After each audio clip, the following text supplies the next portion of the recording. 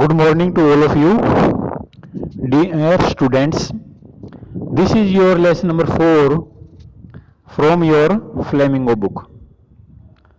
Before this, you have revised all the 3 lessons what I have taught you. The first part of this lesson also taught to you. This is your part number 2. But if there is any new students, then he should subscribe this channel, because if he subscribes the channel, then he can see all the videos what I have uploaded before this time. He can also watch the videos and prepare for the exams. Those videos will be very helpful to all of the students who at present reading in 12th class. So let us start. If you have any doubt, then you can comment your comment in the comment box also. So let us start. Okay. As he walked along with the money, as he walked along with the money. प्यारे बच्चों, ये आपका जो है second part है और ये आपकी जो एनसीईआरटी बुक है उसका पेज नंबर 34 है। एनसीईआरटी बुक का पेज नंबर कौन सा है भाई? पेज नंबर 34 है। As he walked along with the money, जब वो पैसा लेकर के चला। यहाँ पर किसकी बातें हो रही हैं? यहाँ पर जो पेडलर है, जो फेरी वाला था, जो चूहीदानियों को बेच रहा था, यहाँ पर उसकी बातें हो रही हैं। जो ट्रैप मैन था, जो चूहीदानी वाला बेचने वाला व्यक्ति था, यहाँ पर बातें किसकी हो रही हैं? उस व्यक्ति की बातें हो रही हैं। As he walked along with the money, जब वो पैसे को साथ लेकर के चला। एज ही वॉक्ड, जब वो चला, अलोंग विद द मनी, पैसा साथ में था उसके भाई, इन हिज पॉकेट, अपनी जेब में पैसे को डाल करके। ही फेल्ट क्वाइट प्लीज्ड, तो उसको बड़ी खुशी हुई। ही फेल्ट क्वाइट प्लीज्ड, उसको बहुत ज्यादा खुशी हुई विद हिज स्मार्टनेस, अपनी चालाकी पर। भाई मैं तो बड़ा चालाक हूं, तो इस बात को लेकर के उसको बड़ी ही खुशी मिली। ही रियलाइज्ड, उसको एहसास हुआ, ऑफ कोर्स, निसंदेह, that at first he dare not continue on the public highway. तो एट फर्स्ट, शुरुआत से, ही डेयर नॉट कंटिन्यू, वो नहीं चला ऑन द पब्लिक हाईवे, यानी जो सर्व सामान्य, यानी जो जनता के लिए जो सड़क होती है, तो उस हाईवे पर नहीं चला भाई, उस सड़क पर वो नहीं चला। But must turn off the road, लेकिन उसको कहाँ मुड़ जाना चाहिए? उसको रोड से मुड़ जाना चाहिए। यानी शुरुआत में कुछ समय के लिए तो चला, लेकिन बाद में वो रोड से भी जंगल की तरफ मुड़ गया। But must turn off the road, कहाँ मुड़ गया वो? जंगल की तरफ। इनटू द वुड्स, यानी कहाँ मुड़ गया वो? जंगल में मुड़ गया भाई, जंगल की तरफ, यानी रोड से नीचे उतर गया भाई। ड्यूरिंग द फर्स्ट आवर्स, भी शुरुआती घंटों में, this caused him no difficulty, उसको कोई परेशानी नहीं हुई। शुरुआती समय में उसको कोई भी परेशानी नहीं हुई। लेटर इन द डे, बाद में जैसे जैसे दिन भाई आगे बढ़ा, इट बिकेम वर्स, तो उसके लिए जो हालात थे ना वो बुरे हो गए। बिकेम वर्स का मतलब है भी जो सिचुएशन है वो बुरी हो जाना। For it was a big, क्योंकि जो जंगल था ना वो काफी बड़ा भी था। एंड कंफ्यूजिंग फॉरेस्ट, और कैसा था भाई? कंफ्यूजिंग, कंफ्यूजिंग का मतलब होता है उलझन में डालने वाला। कंफ्यूजिंग का मतलब क्या होता है भाई? उलझन में डालने वाला। जंगल कैसा था भाई? कंफ्यूजिंग, यानी उलझन में डालने वाला था भाई। विच ही हैड गोटन इट, जिसमें वो फंस गया था, जिस जंगल में फंस गया था। ही ट्राइड, उसने कोशिश की। किसने कोशिश की? रेड ट्रैप मैन, उस फेरी वाले ने कोशिश की। टू बी श्योर, कि वो सुनिश्चित हो सके, to walk in a definite direction, यानी वो सही दिशा में चल सके।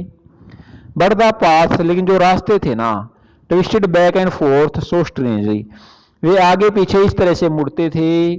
ही वॉक्ड एंड वॉक्ड, वो चलता गया without coming to an end, भी कोई अंत नहीं हुआ। Without coming to an end, यानी जो वो चलना तो जारी रखा, लेकिन उसका जंगल का अंत नहीं हुआ। End of the wood, and finally he realised, और आखिरकार उसको फेरी वाले को एहसास हुआ।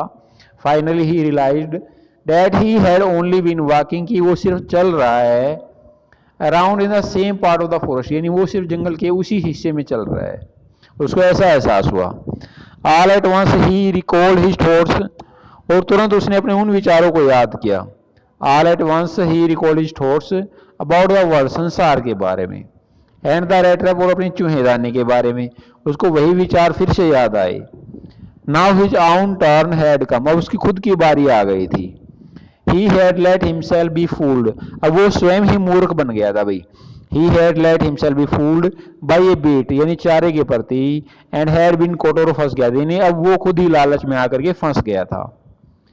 द होल फॉरेस्ट, ये जो सारा जंगल था ना, द होल फॉरेस्ट, ये सारा जंगल, विद इट्स ट्रंक्स, इसके जो तने हैं, एंड ब्रांचेज, जो इसकी शाखाएं हैं, इट्स थिकर्स, जो इसके झुरमुट हैं, एंड फॉलन लॉग्स, जो गिरे हुए लकड़ हैं, क्लोज इन अपॉन हिम, तो इन सभी ने उसको घेर लिया था। लाइक एन इम्पेनिट्रेबल प्रिजन, तो एक ऐसी जेल के समान जिसको इम्पेनिट्रेबल, इम्पेनिट्रेबल का मतलब क्या होता है, अलंघनीय। इम्पेनिट्रेबल का मतलब क्या होता है, इम्पेनिट्रेबल का मतलब होता है अलंघनीय, यानी जिसको लांघा न जा सके। ठीक है, इम्पेनिट्रेबल का मतलब क्या होता है, अलंघनीय, यानी जिस जेल को लांघ नहीं सकते भाई। ठीक है, फ्रॉम विच नेवर एस्केप, यानी ऐसी जेल से वो कभी बच नहीं सकता था, ऐसी जेल से वो कभी बच करके भाग नहीं सकता था। तो ये जो है भाई हमने इसका पार्ट पढ़ा है। आगे चलते हैं। इट वॉज लेट इन दिसंबर, भाई दिसंबर महीना चल रहा था, दिसंबर के आखिर का समय था भाई। इट वॉज लेट इन दिसंबर के आखिर का समय था। Darkness was already descending over the forest, यानी जंगल पर पहले ही अंधेरा छा गया था भाई। जंगल में पहले ही क्या हो गया था, अंधेरा छा गया था। दिस इंक्रीज द डेंजर, इससे खतरा और भी बढ़ गया था। एंड इंक्रीड आसो हिज ग्लूम, उसकी निराशा जो है, जिसकी उदासी है, ग्लूम उदासी को कहते हैं, एंड डिस्पेयर निराशा को कहते हैं। उसकी जो उदासी थी, जो उसकी निराशा थी, तो वो और भी ज़्यादा बढ़ गई थी। फाइनली, आखिरकार, ही सा नो वे आउट, उसे बाहर निकलने का कोई रास्ता दिखाई नहीं दिया, उसे बाहर निकलने का कोई रास्ता नहीं दिखाई दिया। And he sank down on the ground, और वो जमीन पर धंस गया, यानी जमीन पर नीचे गिर गया भाई। टायर्ड टू डेथ है, वो थक करके बिल्कुल मरने वाला था भाई। टायर्ड टू डेथ, इतना थक गया था, इसकी मृत्यु नज़दीक थी। थिंकिंग डैट, ऐसा सोच करके, that his last moment had come, भाई मेरा आखिरी समय आ गया है। That his last moment had come, but just as he laid his head, लेकिन जैसे ही उसने अपना सिर ऑन द ग्राउंड, जमीन पर रखा, लेकिन जैसे ही उसने अपना सिर जमीन पर रखा, ही हैड ए साउंड, उसे एक आवाज़ सुनाई दी भाई। ए हार्ड रेगुलर थम्पिंग, और वो एक कठोर किसी चीज़ के थप थप करने की आवाज़ थी भाई। थम्पिंग का मतलब क्या होता है, थम्पिंग का मतलब होता है थप थप की आवाज़। तो ये एक कठोर थप थप की आवाज़ थी। देयर वाज नो डाउट, इसमें कोई संदेह नहीं था। As to what that was, भी ये आवाज़ किस चीज़ की थी, इसमें कोई भी संदेह नहीं था। ही रेड हिमसेल्फ, उसने खुद को उठाया। 2000 द हैमर स्ट्रोक्स, वे हथौड़े की चोट के प्रहार थे भाई, वे हथौड़े की चोट की आवाज़ें थी। फ्रोम एन आयरन मिल, और कहाँ से आ रही थी, आयरन मिल से आ रही थी, लोहे की मिल से आ रही थी, लोहे के कारखाने से आ रही थी।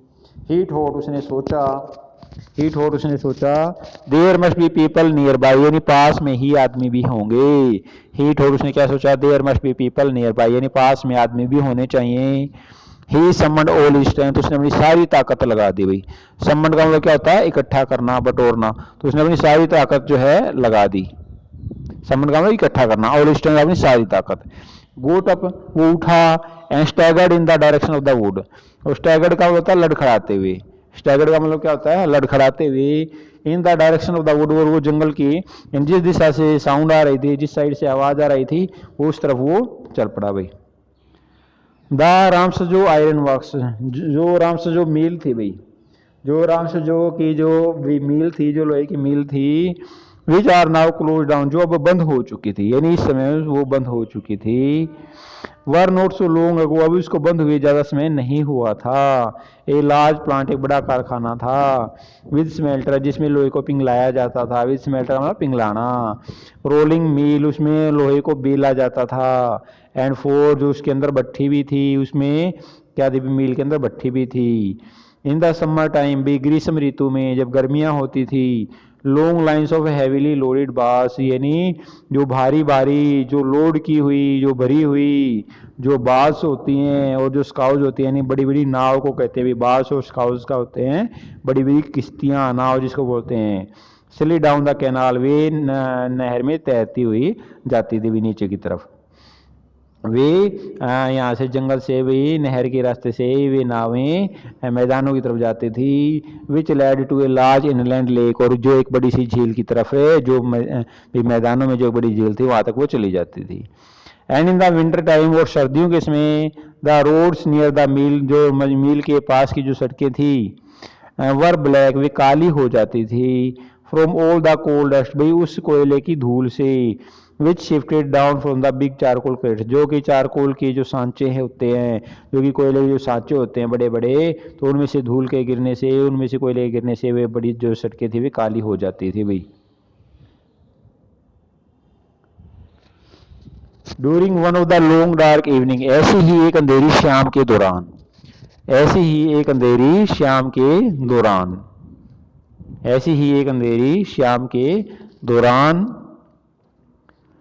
Evening just before Christmas, Christmas से पहले, क्रिसमस से पहले, during once of the long dark evening, यानी ऐसी ही एक अंधेरी शाम के दौरान, जस्ट बिफोर क्रिसमस, क्रिसमस से पहले, द मास्टर, द मास्टर, जो मालिक था, द मास्टर, मास्टर स्मिथ, यानी जो मुख्य जो लुहार था, स्मिथ कहते हैं लुहार को, एंड हिज हेल्पर, जो उसका सहायक था, set in the dark forge, तो वो कहाँ बैठे हुए थे भाई, डार्क फोर्ज, अंधेरी भट्टी के पास में वे बैठे हुए थे।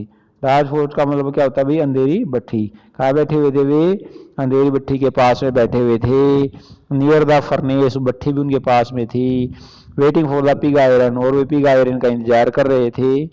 Which had been put in the fire, और पिग आयरन को कहाँ, यानी ये लोहे की किस्में होती है भाई, पिग आयरन क्या होता है, ये लोहे की किस्म है जिसको भट्टी में डाला गया था। टू बी रेडी, तैयार होने के लिए, to put on the anvil, ताकि इसको एहरन पर रखा जा सके।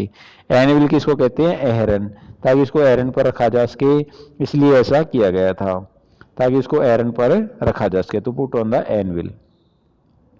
एवरी नाउ एंड देन, भी बार बार, one of them got up, उनमें से एक उठता था, किसमें से भी, मुख्य लुहार में से, और उसमें से एक आदमी ऊपर उठता था, ठीक है।